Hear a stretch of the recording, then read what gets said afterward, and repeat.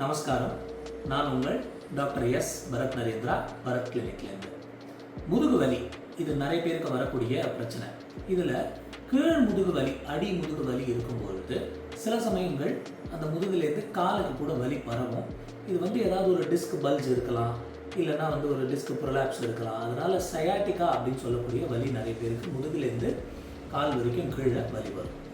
இதில் செய்யக்கூடாத ஒரு 6 விஷயங்கள், நிறைய பேருக்கு தெரியாத ஒரு விஷயத்தை பற்றி நம்ம இப்போ பேச போகிறோம்.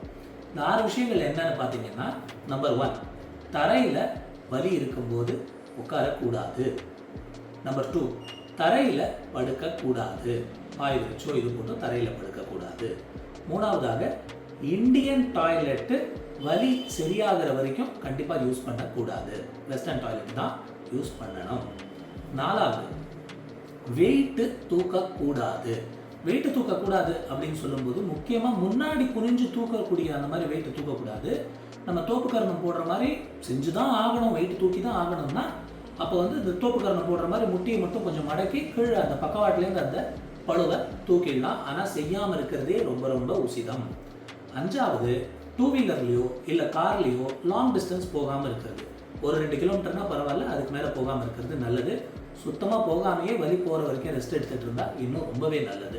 கடைசியாக, நீங்கள் நைட்டு படுக்கும்போது மெத்தை இருக்கு இல்லையா, இந்த மெத்தை மேட்ரஸ் இல்லாத வெறும் கட்டில்லையோ ஏதோ ஜமக்காலம் மாதிரி விரிச்சுக்கலாம். ஏன்னா ஜில்லுன்னு இருக்கும். இல்லைன்னா மரக்கட்டிலாக இருந்தாலும் நல்லது தான், மேலே ஒரு ஜமக்காலம் விரிச்சுக்கலாம். இல்லை குஷன்னு சொல்லக்கூடிய அந்த மெத்துன்னு இருக்கிறது இல்லாத சோஃபாலேயோ படுத்துக்கொள்ளலாம். மெத்துன்னு இருக்கிற அந்த மேற்பரப்பில் நீங்கள் படுத்துக்கிட்டீங்கன்னா முதுகு வலி ஜாஸ்தி ஆகும். இந்த 6 விஷயங்களை கடைப்பிடிங்க. கூடவே மருந்துகள் சாப்பிடுங்க, எண்ணெய் சிகிச்சை முறைகள் எடுத்துக்கங்க, ஆயுர்வேதத்தை அணுகுங்கள், முதுகு வலியிலிருந்து நிவாரணம் பெறுங்கள். நன்றி.